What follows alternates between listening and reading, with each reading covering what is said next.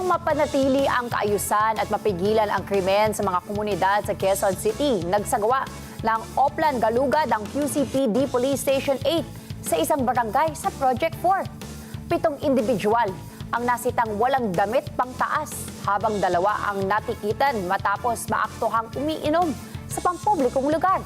Si Jim Tejano sa balita.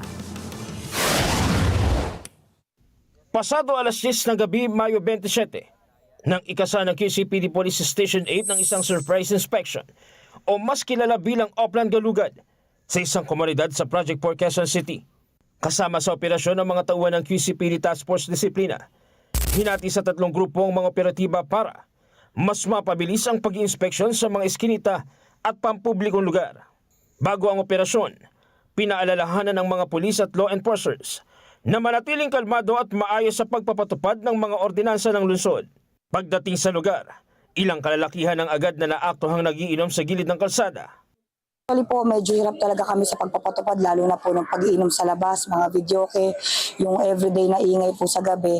Pero hindi naman po tayo nagkulang sa pagpapaalala through sa pagpo-post po sa social media, sa pag-announce po natin sa PA system po natin. Nagkakataon din na may mga celebration po ay hindi maiwasan. Samantala, ilang binatilyo naman ang nasitang nakatambay sa labas ng kanilang mga bahay. Habang walang suot na damit pang itaas, may ilang menor de edad din ang nasumpuan sa kalsada.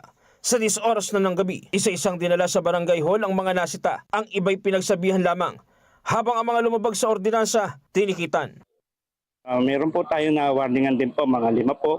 Doon po naman po sa mga nakitang nakahubad, walang damit na pantaas, mga mga 7. At yung mga yung pong 2 pong nahuli po sa drinking public po, na-issuean po natin po ng ticket po ng city ordinance po. Ito rin naman pong minor na sita po, pero ito po ay pinatawag po natin ng mga magulang. Ayon sa pulisya, magpapatuloy ang mga ganitong operasyon bilang bahagi ng kampanya ng lokal na pamahalaan laban sa krimen at paglabag sa mga ordinansa.